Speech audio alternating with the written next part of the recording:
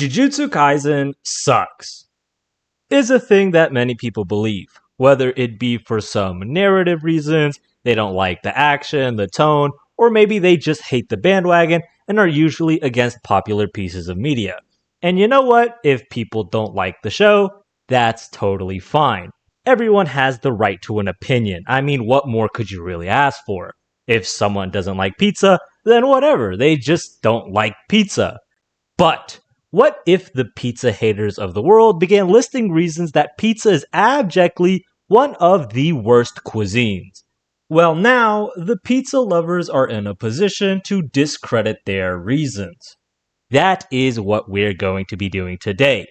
A video was posted a little while ago called Jujutsu Kaisen, the series that flew too close to the sun, by the Realist channel, and they listed all their gripes with the series. Some very true, and others not so much. Now, I've actually had a conversation with these guys on this channel before, and to be honest, they seem really chill, but there were a lot of issues I saw within this video about their critiques, and what better time to correct some of these issues than right now. So, without taking up any more time, let us begin. Some people say JJK fell off, but what if I were to tell you JJK never fell off? For a story to fall off, it should already be at a prestigious level to begin with. For example, Game of Thrones was once known as one of, if not, the greatest show of all time, until the last few seasons completely destroyed its reputation. You say that JJK was never on, but what do you mean by something being on? Let's take a look at your example of Game of Thrones. Why would we consider the first 7 seasons of Game of Thrones being on? Well, Sokol, this answer is obvious, you might be saying. Game of Thrones was on because it had such a compelling story that it was able to captivate audiences so much that it built up resounding anticipation for the next seasons, ultimately falling short in Season 8. Sure, that is the colloquial definition of a piece of media being on, but now I ask you, by that same definition, why would JJK not fall within that categorization? JJK, like Game of Thrones, is extraordinarily intriguing, so much so that it has seeped into the global media and has gained immense popularity. We also see that the release of Season 3 of the anime is highly anticipated by fans, and the releases of the manga are no different. Looking at the statistics released by Oricon, a Japanese research ranking company, shows the stats and popularity of manga throughout the years. If we look at the data, we can see that JJK landed in 5th place in 2020 when Season 1 of the anime was released, and subsequently received 1st place in 2021, 2022, and 2024, only falling to 2nd place in 2023. Additionally, it has been tracked that over 100 million copies of JJK have been sold over the course of 6.5 years. So, if we go back to the colloquial definition of what being on is considered, then clearly JJK falls within the category of a piece of media being on. We can change the definition of what being on means to some hyper-specific niche, but finding a hyper-specific definition that is inclusive of Game of Thrones, but exclusive of JJK would be a very difficult task, if not nearly impossible. Now, this isn't to say that there aren't masterpieces out there that haven't hit the mainstream, but clearly something about JJK is special, since things don't become this explosively popular for no reason, especially when we consider the competitiveness of the manga and anime world. Of course, you personally may not believe that it deserves to be as popular as it is, but your personal opinions are not indicative of objective fact. And we all intuitively know this to be the case. Have you ever been listening to a song that has hundreds of millions of listens, and your parents hear it and they say something like, "This isn't real music, it doesn't even come close to what we used to listen to back in the day"? Well, sorry mom and dad, I know this might not be your kind of music, but I think this song is a banger, and so do hundreds of millions of people. All this to say that there is not a colloquial definition or fact that they have provided to make the objective statement that JJK has never been on. JJK is a show that doesn't focus on fleshing out as many characters as they possibly can. Well, yes, that is true. JJK is not a story that focuses on fleshing out as many characters as they possibly can. However, you phrase that as a bad thing, but clearly it is not. There is no critically acclaimed piece of media that fleshes out every single character it possibly can. Doing so would ruin pacing and bog down the story for unnecessary purposes. But let's reframe his statement. Perhaps he meant to say, JJK is not a story that focuses on fleshing out its prominent characters. Now, this argument has more legs, although it's still a point that I would argue is incorrect. JJK does in fact attempt to flesh out many prominent and some unprominent characters throughout the show. Hell, even the Kyoto students were given some backstory and motivation, despite not being part of the main lineup. And a lot of times when they do flesh them out, they do a poor job at it. A prime example is Toji. Toji's character doesn't get fleshed out for the entire arc until he's blasted by Gojo. Before he gets killed by Gojo, you don't know much about his character. Using Toji as an example of this, and saying he wasn't fleshed out until the last minute when he died against Gojo, is just not true. We are given pieces of his character throughout the entire inventory arc. Just because the story doesn't give us an entire monologue the moment we see him, doesn't mean that he was a nothing burger character until his last minutes. Let us take a look at these examples. Toji's occupation is a first. The fact that he is known as a sorcerer killer instead of just a sorcerer delineates him from other characters. There have been other sorcerers who have killed other sorcerers, but they are still considered sorcerers, but not Toji. This is a subtle hint for him not being a sorcerer. He doesn't have cursed energy, and as such, he can't be labeled as a type of sorcerer. Another breadcrumb was his refusal to go by the Zenin name. This establishes that he is a Zenin, but there is animosity between him and the clan. Could it also be why he became a sorcerer killer in the first place? Also, Toji is in fact a deadbeat, but his character is shown to be not just that of a deadbeat. A deadbeat father doesn't normally undergo a form of amnesia.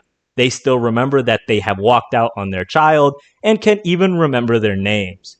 Toji, on the other hand, was shown to have no recollection of Megami at all, which plays on the suppression of his memories. Why would he have no memory? Did something happen to make him lose his memory, or did he forcefully forget?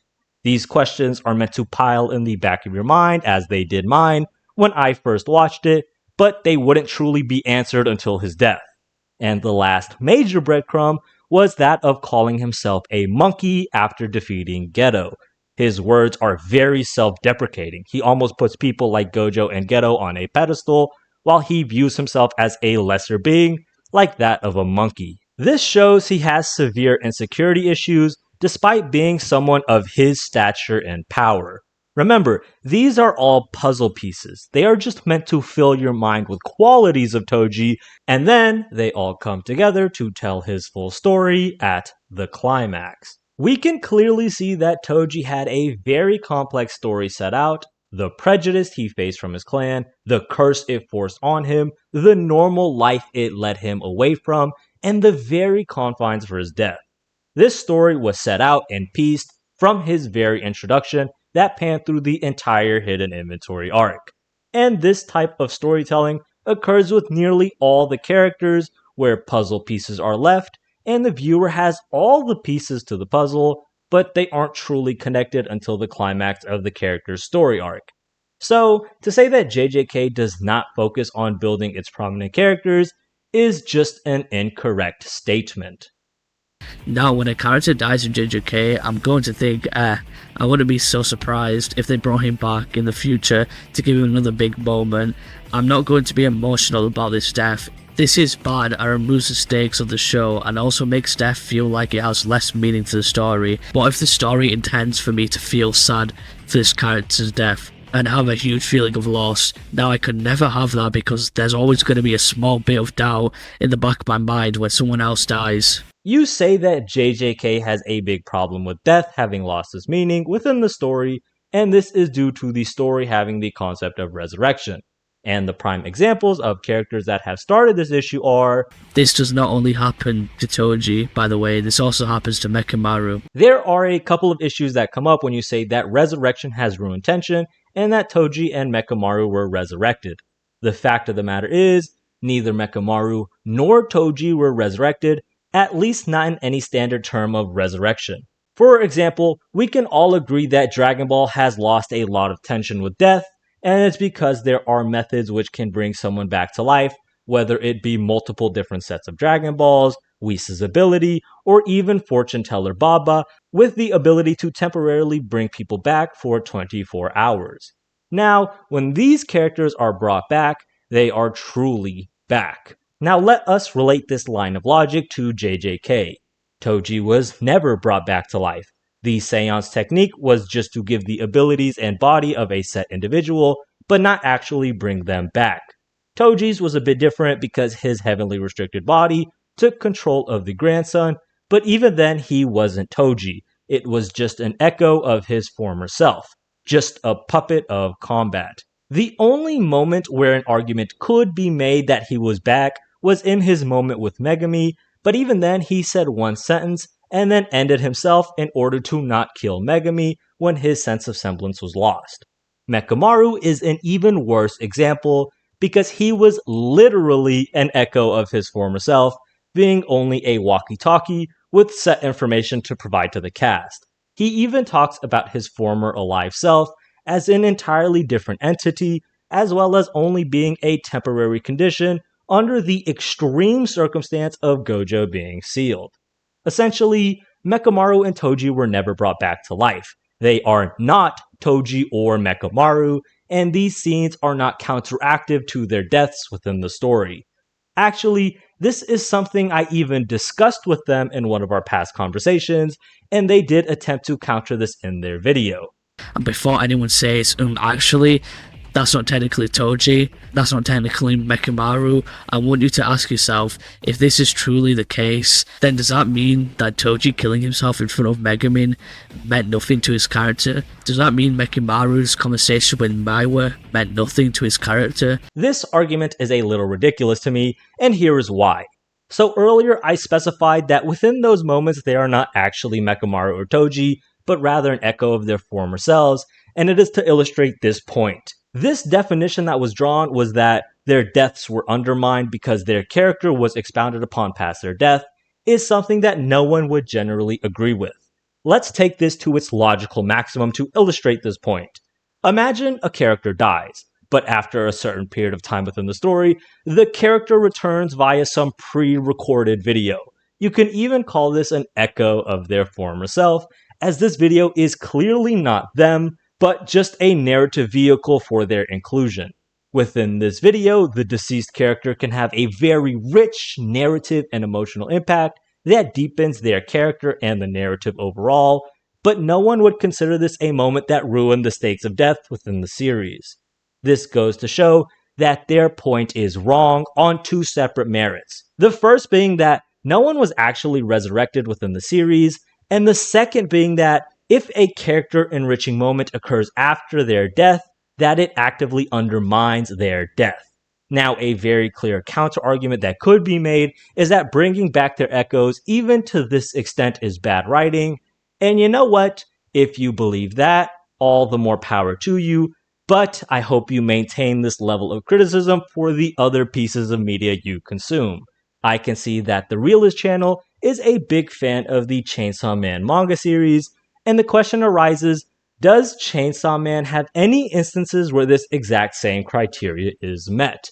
Well, I'm glad you asked, because yes, it does, and if you believe that Gege did it egregiously, then you must hate Tatsuki Fujimoto, as in Chapter 90, a character that was killed off before, named Power, was brought back to life in a much more active way than Mekamaru and Toji could ever be argued to have been. Do you consider death to not matter in Chainsaw Man anymore? Is Chainsaw Man trash? Is Tatsuki Fujimoto a garbage author? Did Chainsaw Man fly too close to the sun? Well, I would say no, but the position I hold for the impactfulness of death is vastly different than the one needed to be held to maintain the argument that JJK has no stakes in death. Now, I do have a personal criteria which needs to be met in order for me to classify a story as having an issue with the stakes of death, and to maintain transparency, here are the main things I have come up with. Of course, there needs to be a method which can bring someone back. The person brought back is generally considered to be that of their former self, so no mind swap or pet cemetery things. The technique is not necessarily limited to a time frame, so is indefinite or can be repeated multiple times like Baba, and the method must be generally applicable, at least for the main characters within the story. Now, obviously, I know depending on the story, there can be other things that aren't covered on this list, but it's a good starting point. I mean, come on, at the end of the day, what more could you really ask for? Using two examples I had given with Mekamaru and Toji, I want everybody who is watching this video, I want you to make an educated guess on how the story will handle her character. Ignore chapter 267. Using the two examples I gave, make a guess. If you guess that Nobara will appear later in the story and have a big moment despite her being dead, then congratulations, you guessed correctly. Well, no Of course, if you want to guess what happens to a character, but limit the sample size to only 2 characters of the multitude of characters within the series, then yeah, you're gonna skew for a certain result when the audience answers. This is a common error known as sampling bias, which just means that you're intentionally selecting for and or omitting other pieces of data sets for the purpose of having a lean in the direction of your choice, which is usually not representative of the actual probability distribution. For example, I could provide a counter-argument being to guess what happens to Nanami based on the results of only Mekamaru and Toji. Well, guess what? You'd be wrong. Or even better, what if I said that death does matter in JJK because I want you to guess what happened to Choso based on only the results of what happened to Nanami and Gojo. Oh my god, you're right, he died, so death does matter. This is why the argument is pretty silly, and it's all because of sampling bias. And you set all this up, this entire narrative of death being ruined in JJK, to set up this supposed banger of, remember how we said this was bad for the viewers because when a character actually does die in the story and you're not feeling too emotional about it because you still have that doubt, because you still think the story might possibly bring that character back? Well, these tweets perfectly exemplify that issue because they literally had Gojo cut in half. They had a whole scene of him being in the airport, which signifies the afterlife, and these people still thought, oh, he might still come back. Instead of feeling sad for his death, people were having doubt. People were making theories on how he was going to come back into the story. You now see the issue, right? Death isn't really that meaningful in JJK because it causes problems like this. Bringing this up almost goes against every point you provided within this section.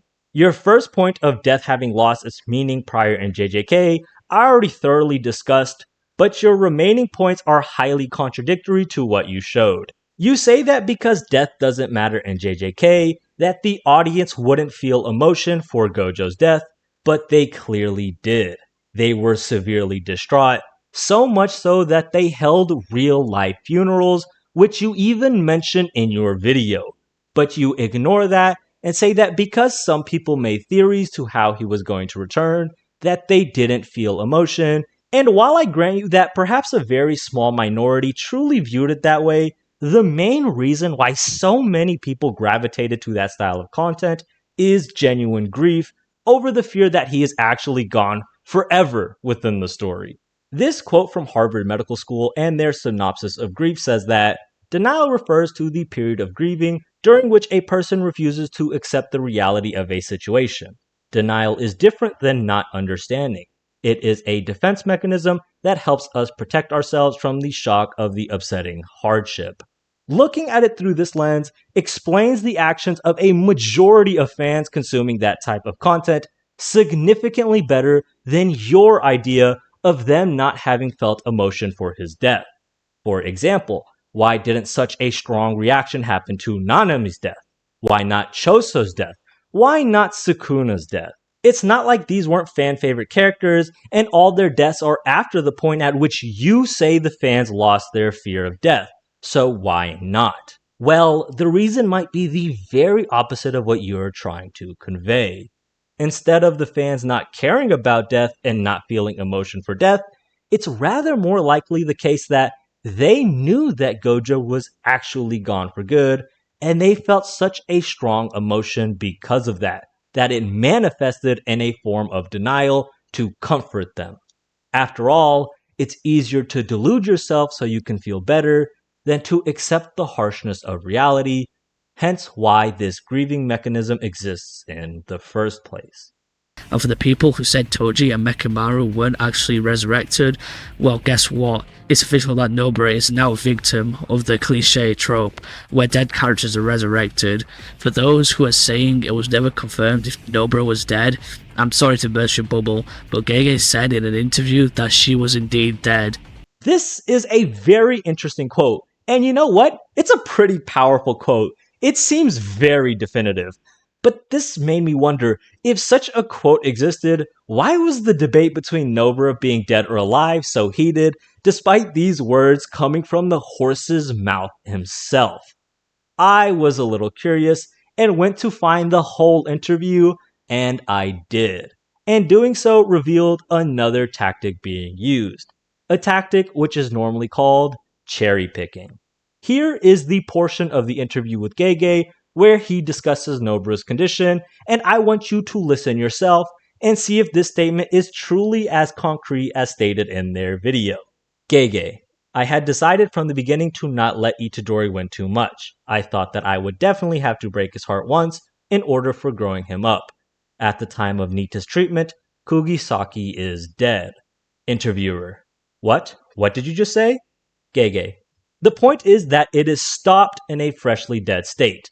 But what happens after that depends on what they do. Interviewer: There's no hospital in Shibuya after the incident. Gege: There isn't. Nita left early, so I guess he'll do his best, right? With the full context now given, do you feel that Gege truly admitted that Nobara has passed on? No, of course not. He is intentionally being coy and obfuscating in his answer. He mentions that she is in a state of suspended animation, and depending on how Nita handles Nobara and how quickly he gets her to care, will truly define if she lives or dies, hence their discussion of hospitals. Now you might be wondering, why did Gege even use the word dead? And this is where we have to talk about death. You might not think about this very often, but death is not a single standard thing. There are different types of death. For example, a long time ago, before the advent of sophisticated technology, we used to classify someone as dead when their heart has stopped. This is what is called cardiac death. But nowadays, when we want to presume someone as deceased, we use brain death. Well, why do we do this? Why has it even changed? Well, because our reach into how far we can reverse certain conditions has been refined with research and technology. Nowadays, as long as you act quickly enough, someone's heart could stop or undergo fibrillations, which causes them to experience cardiac death, but providing CPR or defibrillation could restart their heart and continue their life. Hell, our technology is so advanced, we can insert devices on their heart to manually pump it with electrical signals. This is called a pacemaker. Well, why am I talking about this? It's because a similar concept occurs for the other type of death we discussed, brain death. Now, brain death is unlike that of your heart stopping. You can't just restart it. But conditions can be had that commence brain death, but with immediate medical procedure can be reversed. So I looked at many different types of brain injuries that meet this qualification, as well as can be expected by the type of injury Nobara has received. And the most notable ones I found are cerebral hypoxia, diffuse axonal injury, cerebral edema, as well as subdural and epidural hematoma.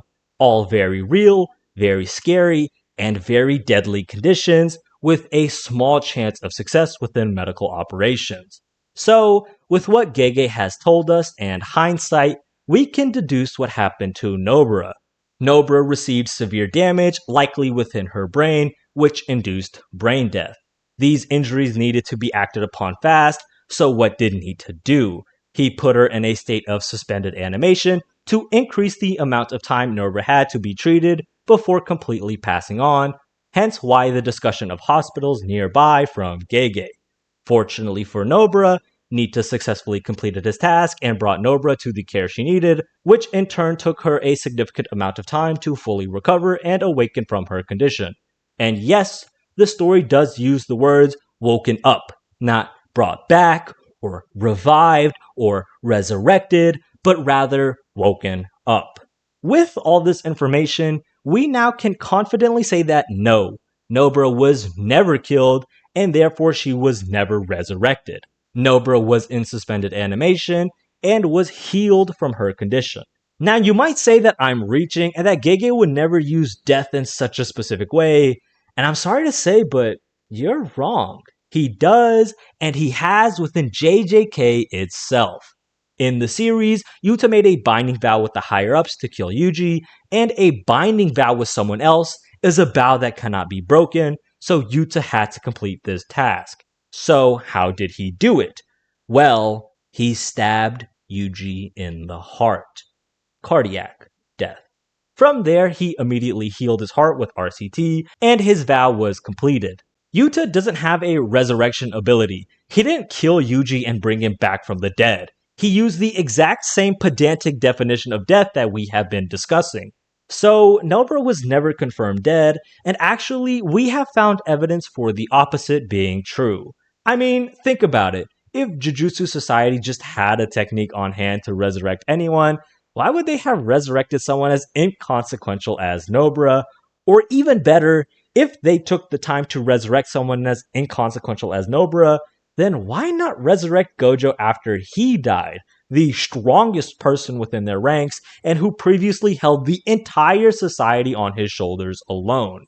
This also explains why later in the video they asked the question of why didn't Choso get the feeling that Yuji died. Well, it's because he didn't die in the way you're thinking, so he wouldn't get a vision every time Yuji just takes lethal damage. Some people say if Nobara were to die, that would be disappointing because in a story, when you set up an event, it needs to have an outcome.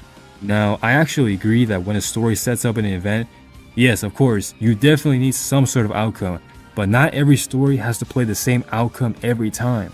Let me give you an example. Some people will say if a story sets up an event where there's a gun in the scene, shots must be fired. But just because someone pulls out a gun, does the gun have to go off? If it doesn't go off, will that be disappointing for the viewers and make it poorly written? No. Take a look at Pulp Fiction. The movie starts off with this couple attempting a robbery at a random diner. The moment they pull out their guns, the scene cuts off. It cuts back to the couple trying to rob this diner, and you see the full context of the scene. And guess what? No shots fired. The event that was set up is that the couple is attempting a robbery at some diner, and they pull out their guns. The outcome of that event is that everything is resolved peacefully. This is their attempt to explain a concept called Chekhov's gun. And this is important for an argument they will make in a little bit. But before we get to that, we need to correct this, because this is the foundation for their later argument. Their explanation of Chekhov's gun is on the right track, but slightly misguided, and we can see so when they use Pulp Fiction as an example. The real definition of Chekhov's gun as illustrated by the Britannica is, as a trope, Chekhov's gun involves employing a setup and a payoff. Because audiences understand that artists rarely include superfluous elements, the inclusion of seemingly unnecessary element, the setup, can signal that the element will become important later in the work, the payoff. Such an element is sometimes referred to as a Chekhov's gun. And here we can see the distinct differences between the true definition and their utilized definition. Their definition that any setup of a scene must lead to an outcome within a scene is different than a setup that is introduced for the sake of a narrative must at some point have a narrative payoff. For example, they say that this idea means that any gun brought into a scene must be fired, but that's not what Chekhov's gun means. It more so means that if the story introduces the gun and spends time on it, such as to give it worth for some payoff, then the gun must be fired. Otherwise, what was the purpose of spending time on building up the gun in the first place? And this inaccurate idea carries over in their analysis of Chekhov's gun within Pulp Fiction. They say because guns were introduced and not fired, means that the story subverted Chekhov's gun and it was still a good story. But the guns within the opening and ending scene of Pulp Fiction are not the elements of the story which the narrative emphasizes. They are just tools to enact the actual payoff of the scene. The scene was never about the guns. They were never expounded upon, given depth or importance within the scene. But you know what was the Chekhov's gun within the scene? Jules was. Jules was the figurative gun that was to be fired. Him being a pivotal character to the story and us following his journey along the movie was to set up for how he would react in this scene. His setup, depth, and desire for change and willingness to seek salvation was the Chekhov's gun, and the firing of that gun was when he consciously made the decision to not kill them. This is what Chekhov's gun is. It's not that anything can happen, but rather the idea of the things that should happen are the things that highlight and build off of the elements that were already introduced to the audience. So when he says, Let's say Nobara actually did die in the story. People would say her ambiguous death had no outcome, and that is 100% false because the outcome is that she's dead. That's the outcome. he is wrong. I mean, technically any event can happen. It's just that the testament of an author's skill is how well they can work in elements already explained within the story for their ultimate climax. And this makes sense for Nobara if we think about her character.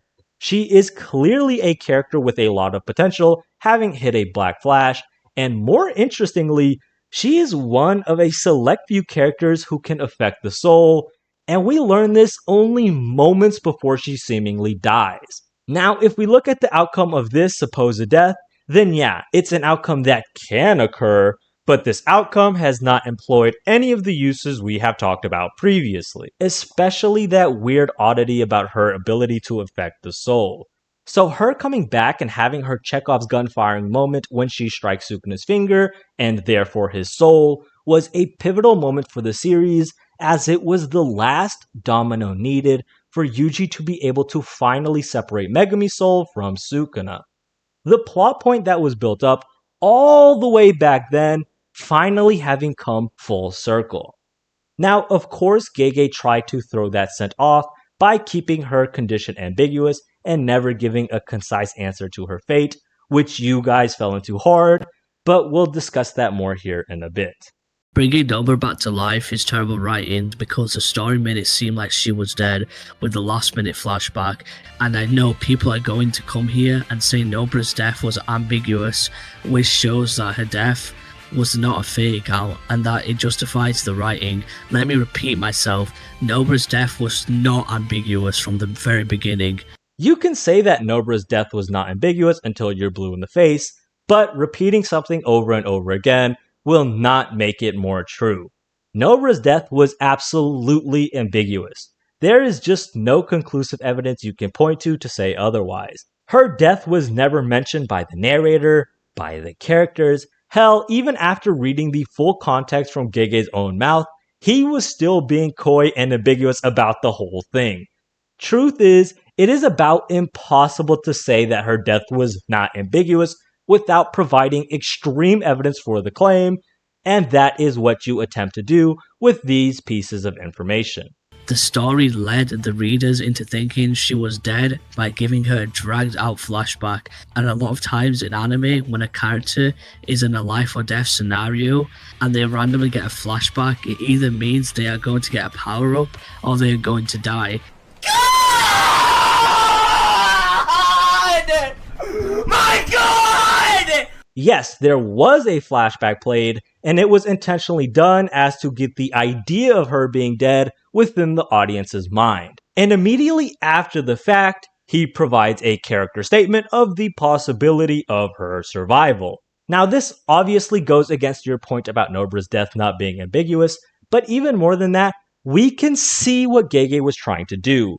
With the privilege of hindsight, we can see that Gege did intend to return Nobara to the story, but he needed to do so in a way as to meticulously conceal to the audience so they believe she was dead for her narrative role with Yuji, while also paving the way for her return without running into the issue of resurrection. This flashback was done to utilize a cliche with flashbacks that you mentioned, but this is all it is. It's a cliche. A cliche is not a writing rule. It's not like you go to English class and the teacher says, "All right, everyone, repeat after me. Only use flashbacks when your character is about to get a power-up or die." That's just not a thing. But it's a very commonly used trope within manga and anime, which provided just enough cover he needed to pull off this plan. But maybe you have a stronger piece of evidence. Most people thought Nobara was dead. It isn't until Nita comes in when people start to truly question if she was dead or alive. If Nobara's death was truly ambiguous from the start, it would have been ambiguous before Nita appeared. This is intentionally worded in such a way that it sounds like it bolsters your point, but in reality it's not true.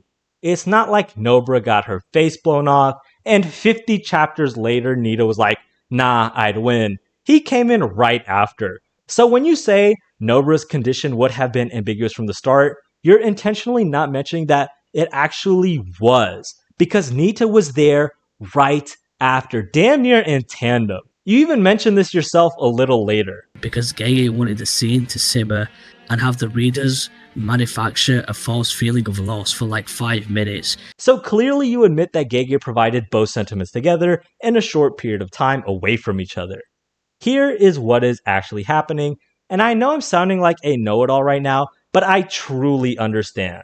The thing is, I was actually on their side before chapter 267. I was a Nobara was dead believer, and as unfortunate as it is for me to say, I only believed it based on vibes. It sucks to say because I normally pride myself on looking into the information and the facts for my thought process, but in this instance, I didn't. It wasn't until after 267 where I really had to start examining the evidence, and then I had to come to terms with the fact that, yeah, I was wrong, and the information for challenging my Nobara's dead opinion was scattered throughout the whole series, and it just flew over my head, and it seems like the realist creators were in the same boat. But here is a crucial difference. I had an old model, and that old model was shattered in chapter 267, so I had to find a new model which conforms more with the evidence of the series as well as the outcome of 267.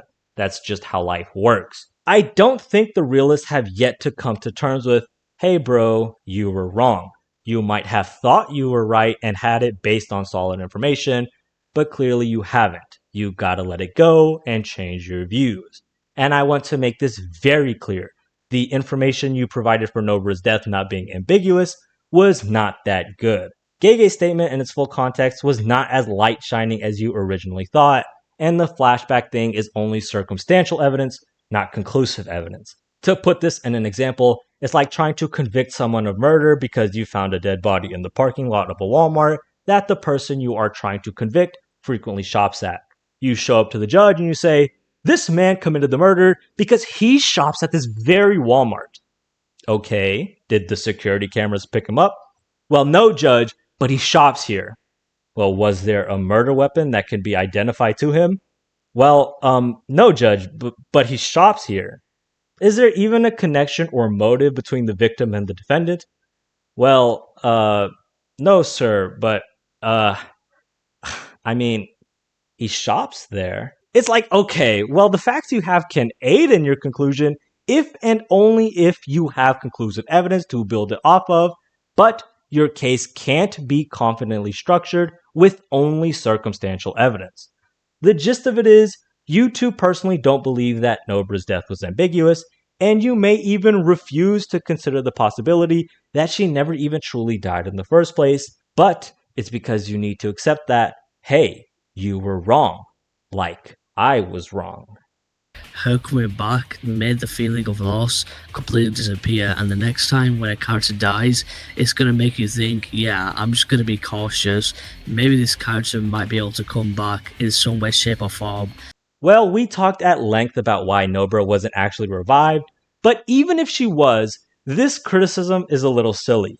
You say that because Nobara coming back to life would ruin the stakes of death for the show, and that the audience would be skeptical of future characters' death, might be true since it would meet my previously listed criteria, but unfortunately for your criticism, she came back on chapter 267, only 4 chapters before the series ended. So, where from this point forward would the audience even have the opportunity to feel this issue? Fact of the matter is, they wouldn't.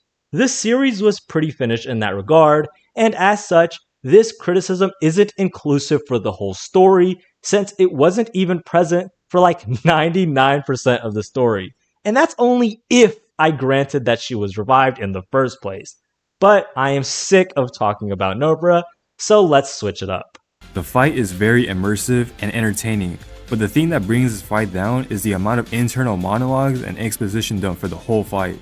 You know what? I completely agree. He also said that the fight was really good, but the sheer volume of cuts with exposition from the characters knocked it down a peg, and that's absolutely true. I do believe that some exposition and explanation is definitely needed, but just not that much. It could have been toned down quite a bit. That being said, there are some things he said to potentially quell the issues, which I disagree with, and one is that if Gege really wanted to write all those exposition dumps, have all of that information explained before the fight. This is not a method that should have been taken based on the tone that the fight was trying to send. Most of the fights in JJK have utilized this method, where we have a general idea of the rules before the fight, and the fight uses those rules and slightly expands on them. However, this fight takes a different approach because the fighters are otherworldly, and it tries to show it that way. The tone for the fight was essentially that Gojo and Sukuna are so skilled, so far out of everyone's league, including us as the viewer, that it's almost as if they don't follow the rules, but rather that the rules follow them. That's why, throughout the entire fight, the characters, as well as the audience, were left stunned because we didn't even know things could be utilized this way or done to that effect or whatnot. If these tactics were explained to us beforehand, then of course it ruins that tone because we would obviously know that it's possible and have added it to our noted list of rules for the power system. Truth is, they should have been explained in the moment, but Gege should have used more brevity. But this was the better of his two options because his second option was, or he could just not bother giving us an explanation because Gojo and Sukuna are such anomalies of the JJK world that having no explanation to the readers on what the fuck these two are doing would actually not be a bad idea. This is a horrible idea. Okay, let me be fair. I can't say that it's a horrible idea, but there are some glaring issues. While seeing the action and stuff is pretty cool, it's a lot harder to be invested if you just never knew what was happening. There needs to be at least some explanation so we could truly grasp it. Otherwise, you're just relying on the fight looking cool, which we can all agree isn't a merit to the strength of your writing, just your drawing skills, and this is a story, not a flip book. You actually admit this yourself. Basically, just skip all the exposition and only look at the art and draw your own conclusions from it.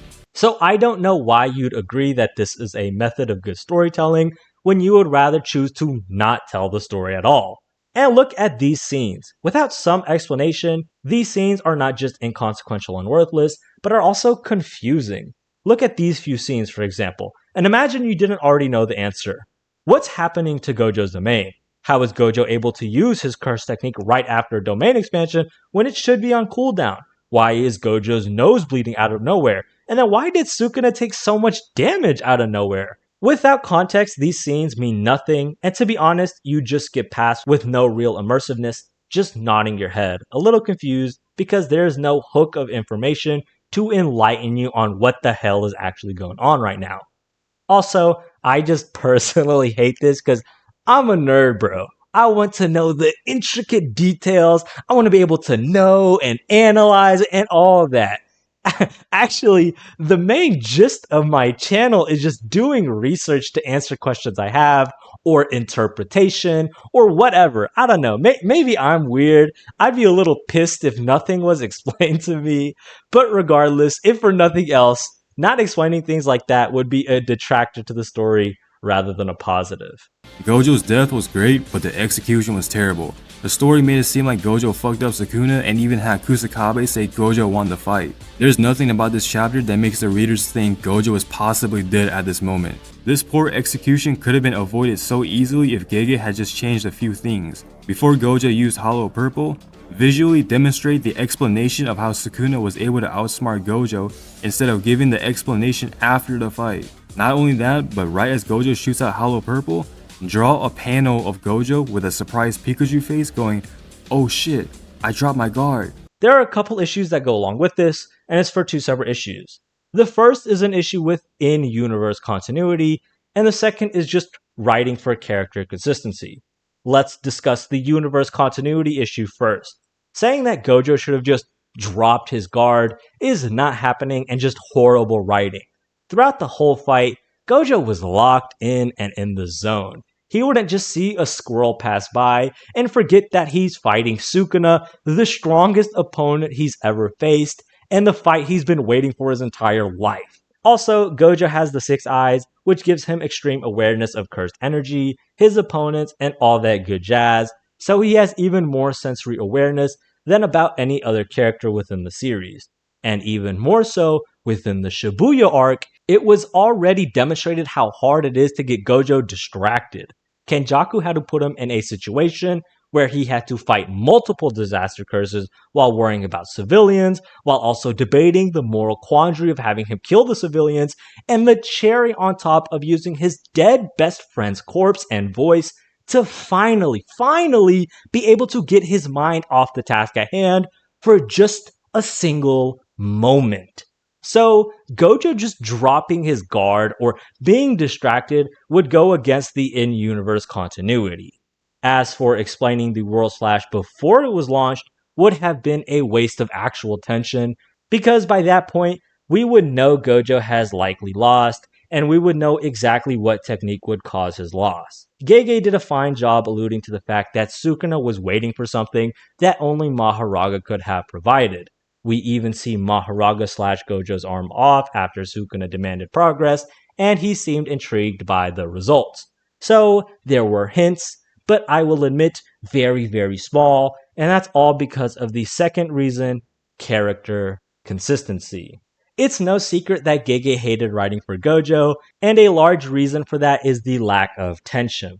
When writing for Gojo, he was established to pretty much always be on point in terms of strength. Always in the lead, always the strongest, and because of that, it ruins a lot of tension.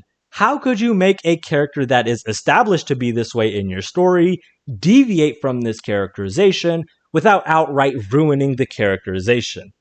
Gojo was set up to be the power ceiling for so long within the story, and you can't just make him not look like that anymore. So, having Gojo really start to fall off throughout the fight, having him start to fumble, having him start to lose outright in battle, ruins that characterization. For example, Light Yagami was presented to be a very intelligent character in the series of Death Note, and that was his characterization throughout the story. So much so that he was able to contend with L. Of course, he won against L due to his cunning, so with a characterization of him being so smart, how would Light lose?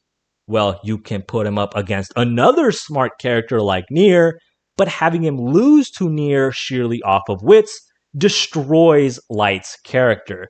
So how did Light lose? Well, it was because it wasn't just intellect that played in the defeat of Light, but also a stroke of luck. Just like how Light couldn't be shown to be dumber than anyone in the show, Gojo by the same token couldn't be shown to be weaker, which is why the tone of the majority of the fight seems so Gojo positive.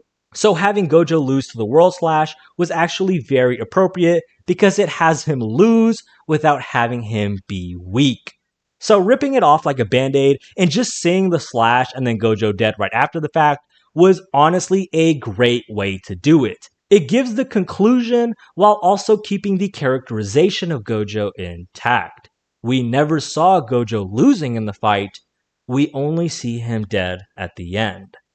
During this fight, Gojo was more fleshed out as a character and we got to know more about him being isolated, for having an overwhelming amount of strength compared to everyone else. This was cool because Gojo is a very bland character. No shot. But the problem with this scene is, yet again, he gets fleshed out at the last minute. No shot. What are you? As you heard, that was my live reaction when he said this, and I was in disbelief. What are you even talking about, bro? Honest to God, I can't even believe you would say something so crazy. Gojo's character was the most fleshed out character in the entire series and was built on starting from the Zero manga in 2017. But the only piece of evidence you bring to try and debunk all that character building was to say, people say that the whole reason Gojo even wants to cultivate a bunch of kids into becoming strong just like him was to fill the void of isolation that comes from being too strong. But the thing is, when Gojo said he wanted to raise the next generation to become strong, there was nothing in that scene that made the implication that he was doing it to fill that void. When Gojo said he wanted to create that new generation of strong sorcerers, the reason was so that he could reset the Jujutsu world since he thinks the higher ups are all trash. This is another example of cherry-picking evidence to enhance your conclusion while disregarding all the other facts which go against what you are saying. For example, this panel right here where he literally states he will nurture strong and clever allies so nobody will ever experience the loneliness he feels. Gojo was isolated due to his strength. Gojo did want to foster strong allies so they never feel the loneliness he felt throughout his life. And Gojo did want to reset the Jujutsu system because that system was the breeding grounds for his loneliness and lack of connections. There's just so much evidence for this, so let's just lightning round it. Beginning of the hidden inventory arc, Gojo said we're the strongest, plural, mentioning him and his best friend Geto. Gojo gives Riko more time to enjoy her life, and even gives her the option to refuse assimilating with Tengen, rather than having her allowed to be used as a tool like he has been throughout his life. After Gojo became the strongest, he was now referred to as singular rather than plural, removing his connection from Geto, and more than that, he was forced to go on missions by himself. Geto, his best friend, acknowledges his separation, and relinquishes Gojo of his personhood, and acknowledges him as a tool of his strength. When Gojo adopts Megumi, his first order is to build his strength and not falter. When the higher-ups remind Gojo he must still kill Yuta, he declines and says he won't let them ruin the childhood years of others like they did to him, and he restates this exact same thing to Yuji down the line. But yeah, you get the idea. Gojo's character was not a mystery for damn near 230 chapters until we're finally gifted with it, and you saying that the story never built his connection of strength and loneliness by disregarding all the information I presented is just wrong. Now, something I also want to get out of the way in regards to the airport scene is why the hell is Gojo still buddy-buddy with Geto? Like, I get it, he's your best friend, but there's a point where you have to look at your friend and recognize who you're hanging out with. Bro, am I deadass the only person that sees Geto like this? No, you are not the only person who sees Geto as this. Geto did take the wrong path from what we as humans would generally consider the right path, and Gojo also acknowledges this. But unfortunately, no one cares what you personally think. This is Gojo's character and Gojo's reaction to Geto's character, not yours. Your personal feelings on the matter are inconsequential to storytelling. Fact of the matter is, as long as Gege has established it into the story and can explain these feelings within the context of Gojo's character, then that is all that matters. You might not agree with Gojo's feelings, but who cares? No one is reading this story with your emotional framework implanted into them. Gege did a good job at explaining the relationship between Gojo and Geto within the hidden inventory arc, and showing him to be his only equal throughout the series, which is why their bond was so strong. Because Geto turned bad and took the wrong approach, can make Gojo acknowledge that he is doing bad, and even kill him for doing so, but it still doesn't erase the fact that Geto was the only person within the whole series that had such a strong relationship with him in his entire life. That's why Gojo is still fond of Geto emotionally. Bro, I'm sorry, but they're trying to make this scene emotional, and I see Geto there, and I'm like, can someone boo his ass out of this goddamn airport? Imagine you're Geto's parents, and you see him in heaven, and you're like, oh hell no, I know I didn't just die to this loser ass son, and now he's up in heaven. And why the fuck is Toji even there? He literally shot Riko and robbed her the chance of continuing her life with her friends. You know, I really did have to think about this for a bit, because he does have a point. Toji, and more so Geto, were pretty horrible and were responsible for the deaths of many, including the innocent. So how come we see them in heaven? And then I remembered, this isn't a piece of media from the West, but rather from the East, and this is important. If you're from the Western world, then you have a certain view of the afterlife based on Western culture. For example, if you live in the US, the Pew Research Center found that nearly 73.4% of Americans' religions fall within one of the three major Abrahamic religions, which generally include the aforementioned concepts of heaven and hell, which the realists were discussing. But JJK's main religious concepts are not written based on Western views of religion, but rather Eastern. JJK leans heavily on Buddhism for its concepts, and the quote of "throughout heaven and the earth, I alone am the honored one" is associated with the Buddha himself. The Britannica explains that the afterlife in Buddhism operates on a system called samsara, where the souls after death first go to heaven or hell until it has consumed most of its good or bad karma. Then it returns to a new womb, in a way acting as a circle of life with eventual resurrection of the deceased.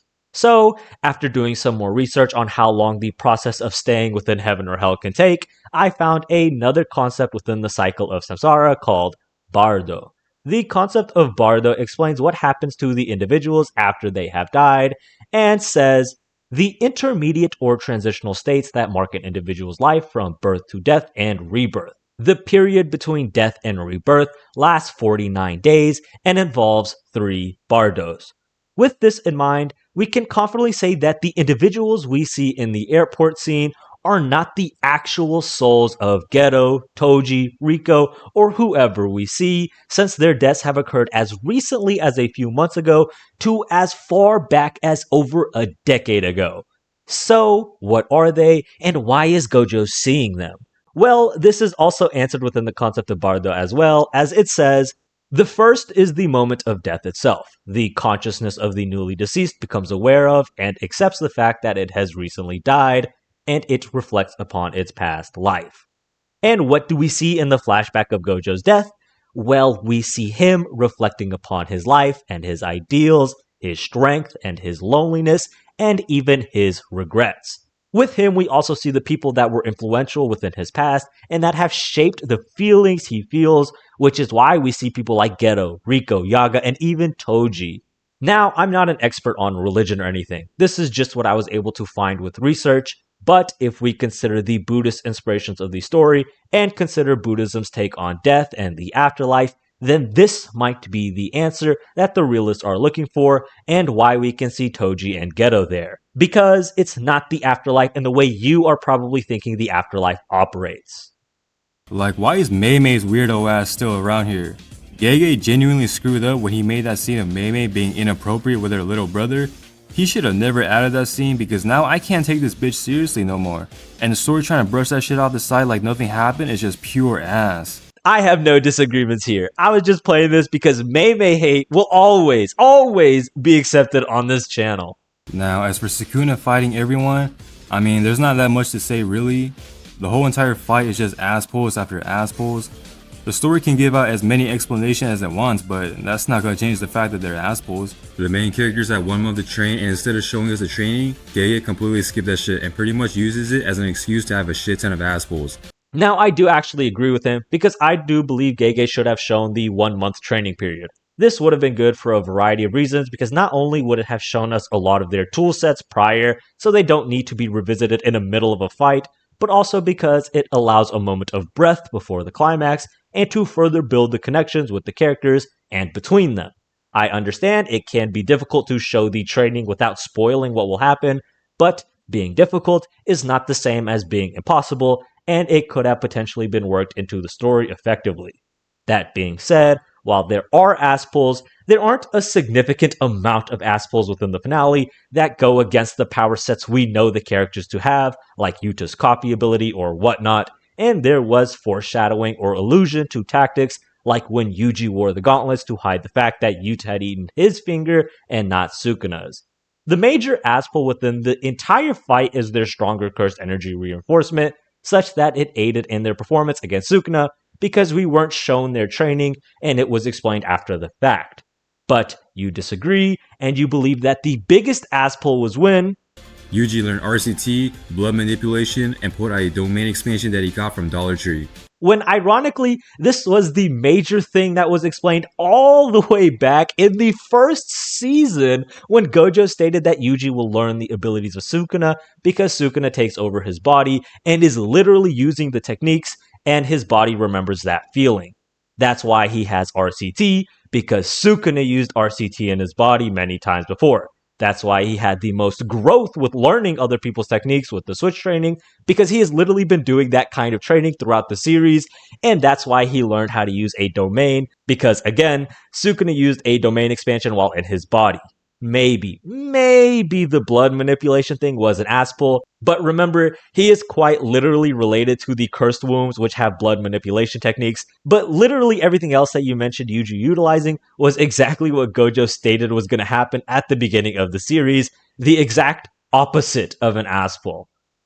Kenjaku's entire motivation for doing all this fuck shit is that he was curious on the true potential of cursed energy, and he thought it would be fun to explore that curiosity because why not? And it's like, why does he feel like doing it just cuz? It's like if someone woke up one day and decided to shoot up a school, and it's like, bro, why do you want to do this? And they say, well, I just felt like it. And you're like, but why do you feel like it? That's kind of how I feel about Kenjaku's character. Essentially, you dislike Kenjaku because you can't understand him or his motivation, and the fact that he just does evil things because he wants to troubles you. Well, first, it's important to note that this style of character is a real archetype in storytelling, commonly referred to as a chaotic evil, which is just an evil for the purpose of their own cruel desires, which is the archetype of Kenjaku. Most villains in JJK are not of this archetype and are your traditional motivated evil characters like Mahito, Jogo, or even Sukuna, but Kenjaku is a nice break of that role, so the villain structure isn't just one note. It seems you dislike the chaotic evil archetype because there is no reason that your mind can latch onto to potentially explain their actions, and you relate this to real-world tragic school shootings. Unfortunately for you, there are people in the real world who do evil things for no reason and show no remorse or care for the evil they enacted. If you want to bring up a real-world example, we can bring up the case of Jared Murray. Jared Murray had killed another person named Gennaro Sanchez in cold blood. He was later caught and taken into custody, where a detective tried to find the motivation for his murder, but could not succeed. Not because Jared Murray was hiding his motivation, but rather because he didn't have one. I'm about to play the recording of this interrogation, so for those who do not wish to see the interrogation as it could be unsettling, please skip ahead. You will now see the detective attempt to establish a motive for the crime. I guess I'm having a hard time understanding what you got out of it. Can you help me? I don't really get anything out of it. Do you feel any remorse? I'm sad that I got caught so quickly. I guess I'm just still having a real hard time understanding why. The detective fails to establish a solid motive for a further 2 minutes. You know, you've done a terrible thing tonight. Yes, sir. You killed a young man. Yes, sir. Just for the simple fact of, I guess pretty much this is safe for you. Yes, sir. Jared Murray was found not guilty by reason of insanity. He was committed to a high-security mental facility where he is to remain indefinitely. Are you proud of what you've done? No, ma'am. Do you have remorse for what you've done? No, ma'am. He appears completely void of human emotion. No regret, remorse, shame, nor fear. He had both taken a life and destroyed his own, yet seems indifferent to the circumstances. Jared Murray is a perfect example of violent actions carried out by someone for no other reason than they just wanted to. Even the detective, much like the realists, were left flabbergasted because it's hard to imagine there are people out there in the world who can commit such horror for no reason at all. It's unnerving, but as we can see, it happens not only within fiction, but within reality. So, you might not be able to understand Kenjaku's motivations because he doesn't really do it for anything but himself, and that may unnerve you, but that is what it is supposed to do because that is what his character is supposed to be, a chaotic evil. It's honestly laughable Because how the hell is this goofy ass character who damn near has his dick out have more depth than the actual villains of the show? This is stupid. There's not much to go over here because it's just wrong. Sukuna has some of the most character depth within the series, but what the realist is confusing here is relatability with depth. Takuba's story might be relatable and we can connect to it on a human level more than we can a walking natural disaster whose only guiding principle is that of strength, but just because it's more relatable doesn't make it more deep. If you haven't read JJK 0 and only read JJK, you will be so disappointed with Kenjaku taking over Geto's place. Not just that, but Miguel coming in out of nowhere to fight Sukuna was already ass to begin with. Imagine if you haven't read JJK 0, that would be ultra ass. This is why JJK 0 is a must read in order to make things more tolerable in the actual series. Again, no sh**.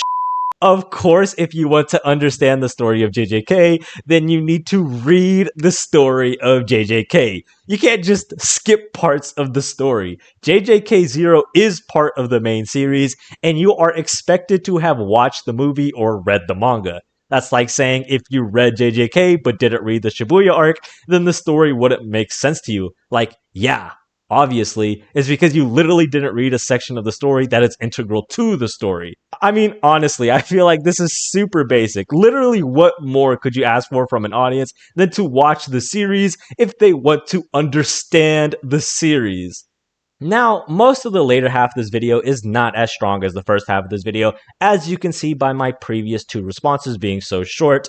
But for the majority of the second half of the video, I can give a simple debunk of why their claims of JJK is trash, and it's because of a concept I touched on earlier in this video over the resurrection stuff, and that is the lack of standards. Except in this case, it's a little worse than that, since they do set up standards they have, but at any point where Gege meets that standard, they will switch the standard to a position which was contradictory to their original standard.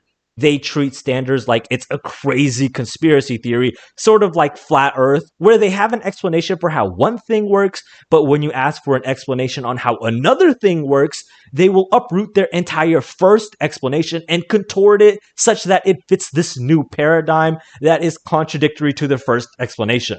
This is wrong. You cannot maintain a fluid set of standards that changes at your will because it removes your integrity.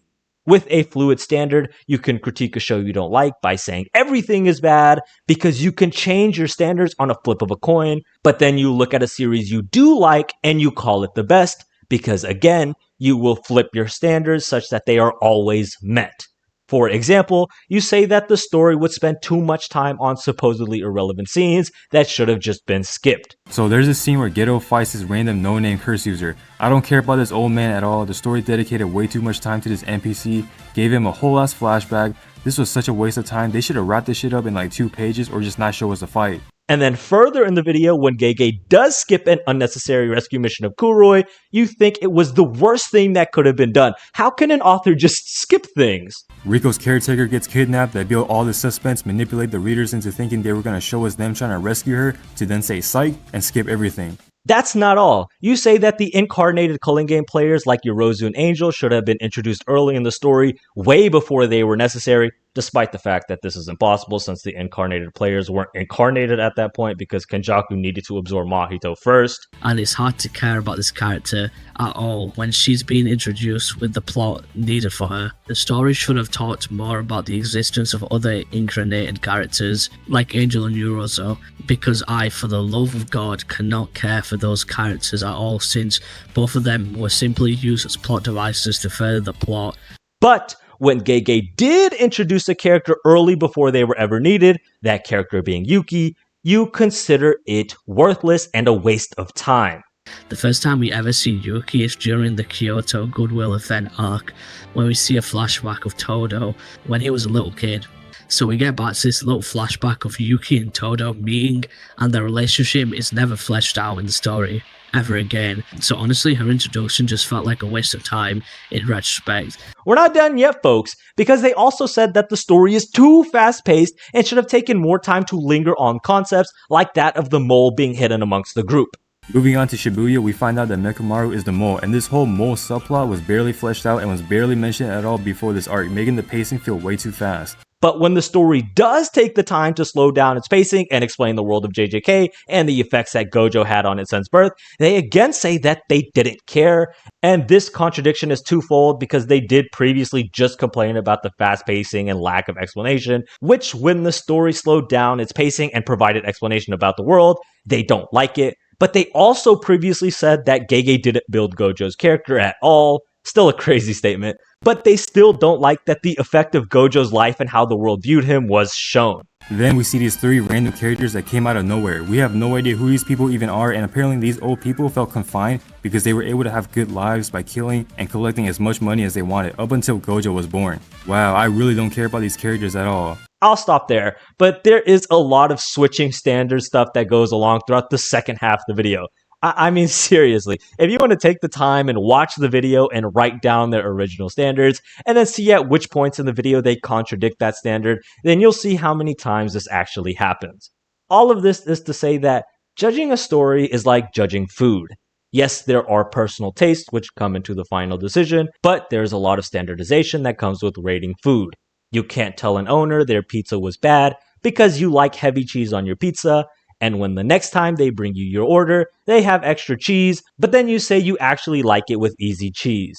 At a certain point, you're being unfair because you aren't maintaining a consistent standard for how you like the food, and you're just grading this particular restaurant for the purpose of failing this restaurant. Much like that analogy, the realists seem to be rating the series with a contradictory set of standards, constantly changing their minds and their desires for a story for the purpose of rating the series as poorly as they did.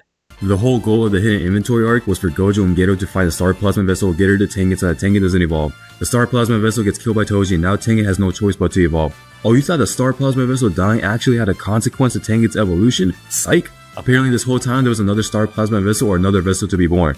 Oh wait, you thought there was another star plasma vessel other than Rico? Psych! Apparently there never was, and we later learned that Tengen didn't merge with a vessel.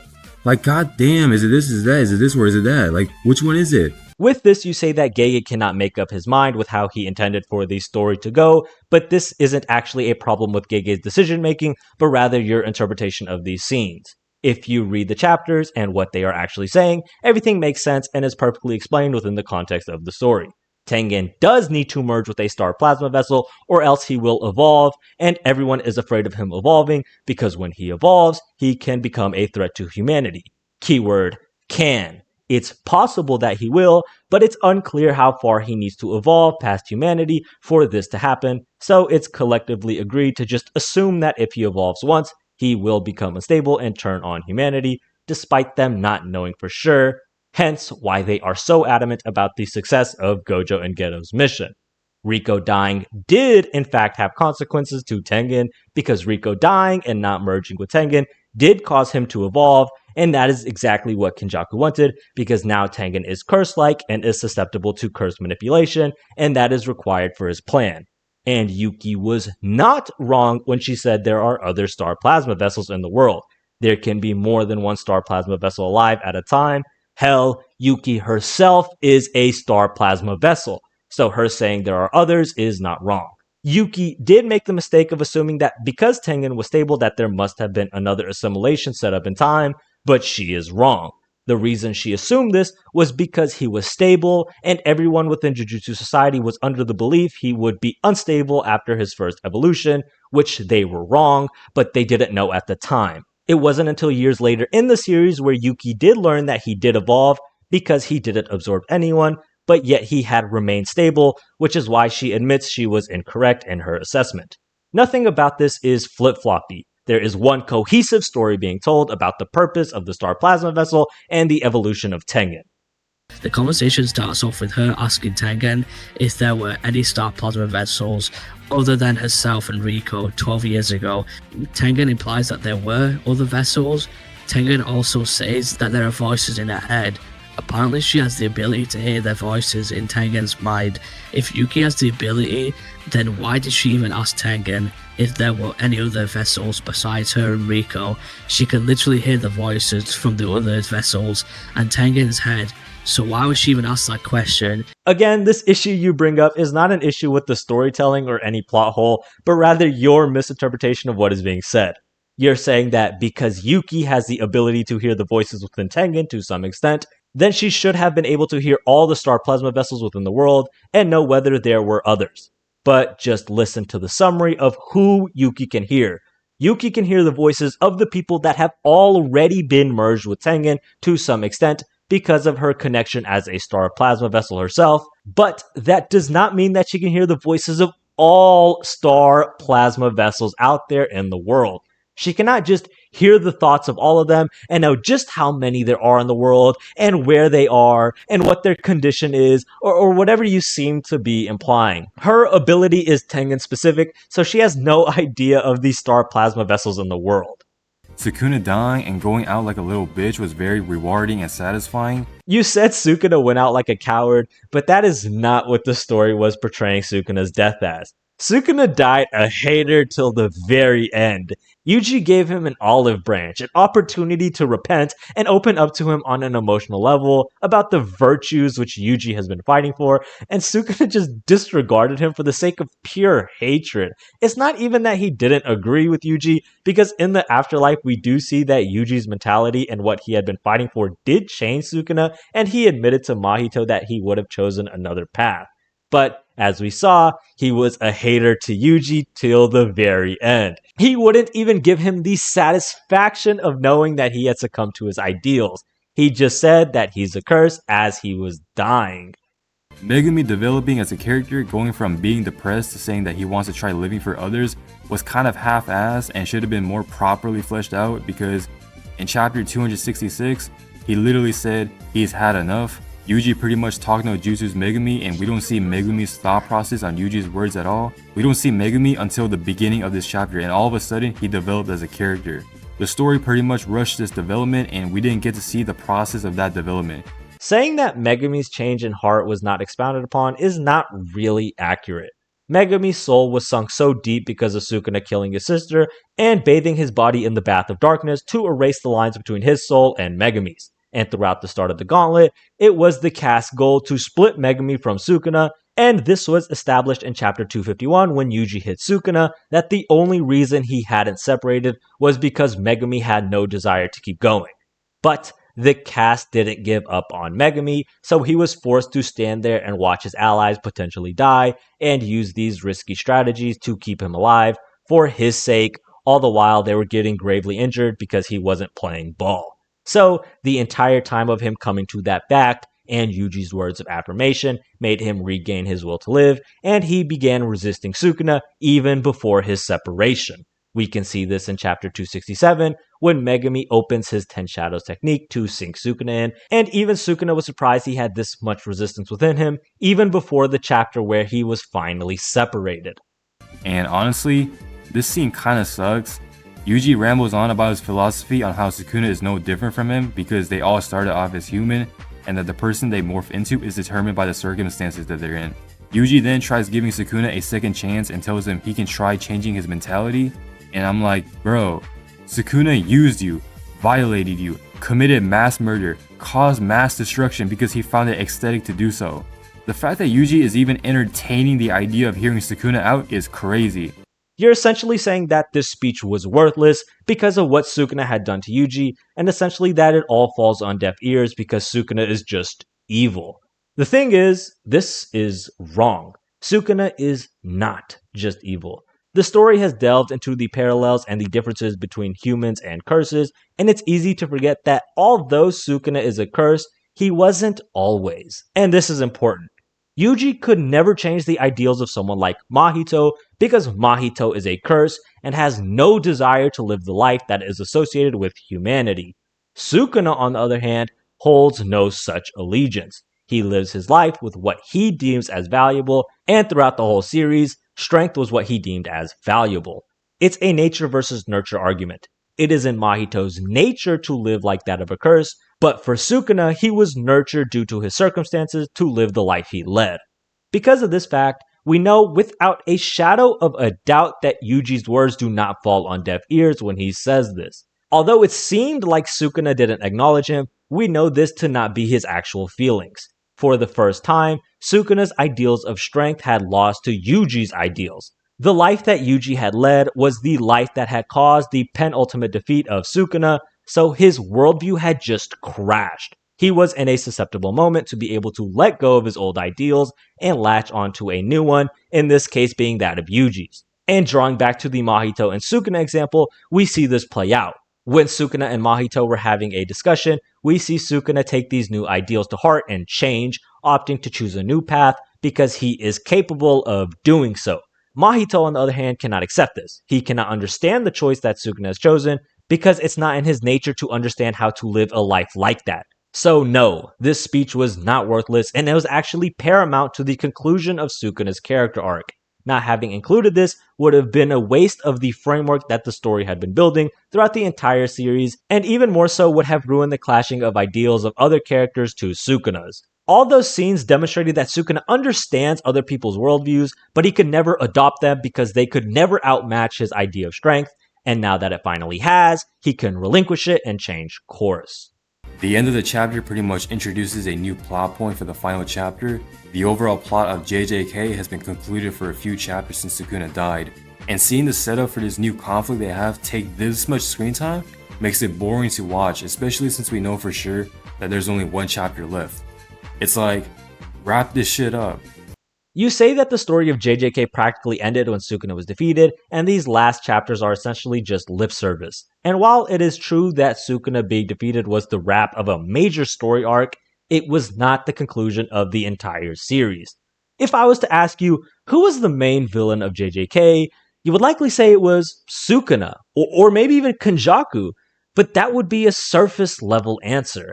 The main villain of JJK is actually the old Jujutsu system. Practically every wrong that was done throughout the series can be tied back to this organization. They were not the beacons of light and hope and safety. They were corrupt, traditional to a fault, inefficient and cruel. To properly finish the story, you must properly exemplify the finishing of that old system. The old higher-ups are dead, and the people remaining intend to overhaul the previous structure. That chapter where they discuss the curse of teaching simple domains set by the higher-ups and the desire to be away with it, the chapter where they show everyone's lives changing for the better and the old habits of characters which normally exemplify stress and disorder are broken, and the most important chapter of them all is the last chapter. Earlier we did a speedrun of Gojo's isolation due to his strength and how his strength forced him to do missions alone and consequently ruined his only friendship. But that last chapter was to show Megumi, Yuji, and Nobara going on a mission together. This is beautiful because Yuji is strong. He is more than capable of being an S-grade sorcerer and going on missions alone like a younger Gojo did, but he's not. He is going on missions with his friends, working together. No one is alone and isolated due to their strength. This chapter shows that Gojo did win. His ideals that he strived for at the beginning of the series were met. He cultivated clever and strong allies that overthrew the old system, and now no one will have to be alone because of their strength again, even if he isn't there to see it. This is the true finale of JJK, not Sukuna dying. In conclusion, the thing I really wanted to say with this video is that JJK didn't suddenly get worse. The problems have been there since the beginning of the show, and that people were too blind to recognize those flaws. Your final conclusion ties back to your first thesis statement, that JJK has always been bad, and that everyone has just been too blind to see it. This statement is very conceited. Like I said at the beginning of the video, it's okay to personally not like something, even if you dislike it for no reason. But I do see a major issue when statements like this are made. How can you say that tens to hundreds of millions of people around the world are incapable of telling apart good stories from the bad? How can you hold the belief that you are the concrete, objective arbiter of determining the quality of a series, and that the consensus for a good story found by all these peoples are of the merits of being blinded? Truth is, what is determined to be of good quality in subjective pieces of media are what is determined to be good by a majority of the audience. Writing is not a hard science like physics or chemistry, so there are no concrete rules. Not even Chekhov's gun, which we discussed earlier, is an objective standard. But writers have developed this as a tool because a majority of all story enjoyers have given positive approvals of this approach. Hypothetically, if one day the general public found the principle of Chekhov's gun to be abhorrent, then writers would stop using it. By this same token, a majority of people that have engaged with JJK have enjoyed JJK. Naturally, there are many who don't, such as you guys, but that doesn't make your opinion any more true than that held by the majority. I know it seems like I really love this show, and I do, but I can admit that there are flaws within the series, which I have discussed with a few people who have joined my Discord to argue with me about this. JJK isn't a perfect show, and if you comment a reason below of a flaw JJK actually has, then I would probably agree because it's nowhere near a masterpiece. If I was to give my honest ratings of the entire series, it's about a 6.5 to maybe 7 out of 10. I would recommend it to others, but if I had to list my number one of all the pieces of media I'd ever consumed, then JJK isn't even in my top 5. That being said, it's not horrible like many people say it is. It has really strong merits and utilizes different writing techniques and tones, and the action is amazing, such that it makes the story really fun. But throughout this video, I've given a lot of arguments about different data and research, and we've talked about writing techniques and a plethora of other things, but I feel no matter what argument I make, none are as powerful as the power of emotion. So let's get personal. And I mean really personal. Yo guys, how's it going? I haven't showed my face in one of my videos in just so long. I hope I sound good. I have my headset here. We're gonna make it work. Let's just jump into talking about JJK. I don't want to waste any time or anything. I actually started watching the series a few years ago. I watched it with my sister actually. We watched the first season because it was already out in its entirety, and then we watched the Zero movie, and then shortly after that, we started watching season 2 on a week-to-week basis, like as it was airing. And this is like one of the main reasons that I like JJK. Obviously, I think it's a good show, but I think how I consumed, how I like initially got consumed into it was like a much more personal way than I normally get consumed into like movies or shows or whatever. And without like lying or anything, like I might have some bias or like some rose tinted glasses for like the first 2 seasons, and it's all because of how I enjoyed it. I enjoyed the mangas as well. Don't get me wrong, but it's different when you watch it with someone else or someone close to you. It's like the emotional connection you can make is just totally different. I think one of the ways I can describe it is kind of like a core memory. It's like personally, I'm a very busy person. I'm in college. I'm in my senior years. Everything's super hectic right now until I'm just pushing through until I graduate. But just taking some time, like 30 minutes out of my week, a little bit more for the movie, but essentially taking like 30 minutes out every week to just like not do work and just like hang out and watch a show. It means more on like an emotional level than anything else, really. And as I was saying earlier, like, with the core memory thing, it's like I can like look back at it in the future, like, oh, I read the mangas, I enjoyed the mangas, but I read them alone, like I for the purposes of like making videos or talking about things or whatever, right?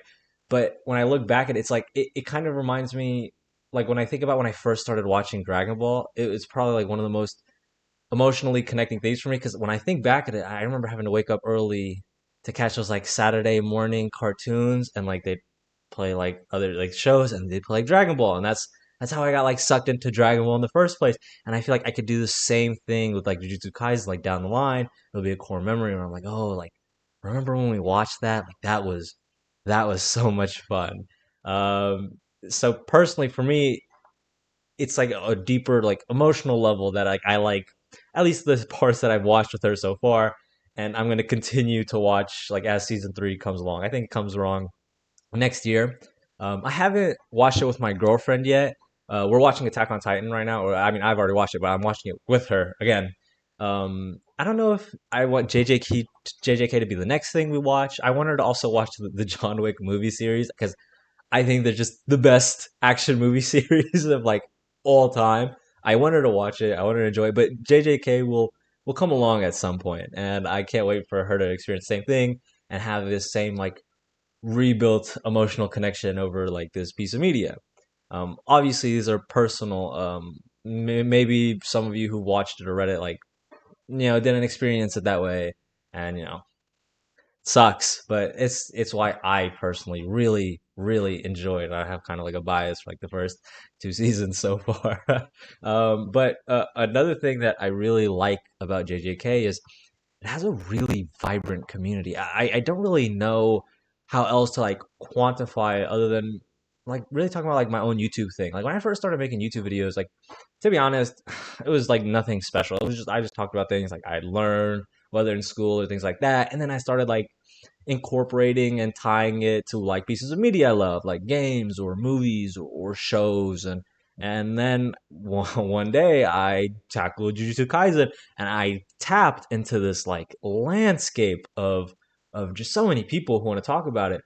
And I mean, don't get me wrong, like the views are nice, but it wasn't just about that because I've made other videos and like they've gotten pretty good views, but the amount of engagement, not just watching, but like commenting and like interacting, it's really been like the number one community I've ever had this happen with. It has to be JJK, like shout out a doubt. I think the only two that like come close are like the Kung Fu Panda. Like I made some videos on that and people are very responsive. Slay the Princess. And but even those two, like even those two communities, like the JJK has just been on top, and it's just over like a wide variety of things, whether it be things like power scaling, things about talking about the story, things about talking about the lore. It's just things like that. It's just people. They just don't. It's not like they just watch. They consume and they discuss. Um, when I made the Discord. I had to make a Discord just to talk to people about like JJK, specifically YouTubers. I personally don't use Discord that much. It's mostly for the YouTubers things, and I met a few really interesting YouTubers who talked about JJK. They talked to me about JJK all the time. One of the first ever YouTubers I worked with was a really nice gentleman named SixPathsKaioken. We collaborated for a video on his channel. Really, he's been really nice to me. And the video we worked on wasn't JJK, it was more Hunter related, but in that time of collaborating, we talked about different things, and one of the things we stumbled on was Jujutsu Kaisen, and we were more power scalers, so we talked about the power scaling and matchups, and that was great. Another one who's in my Discord at the moment, another YouTuber, he's working on a power scaling video, and he's been in my Discord talking to me about like different facts and different interpretations for like to help for his video. And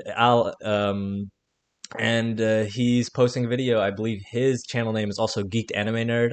I'll leave both of those two links in the description below if you want to check out their content or things like that. I think they're both very good.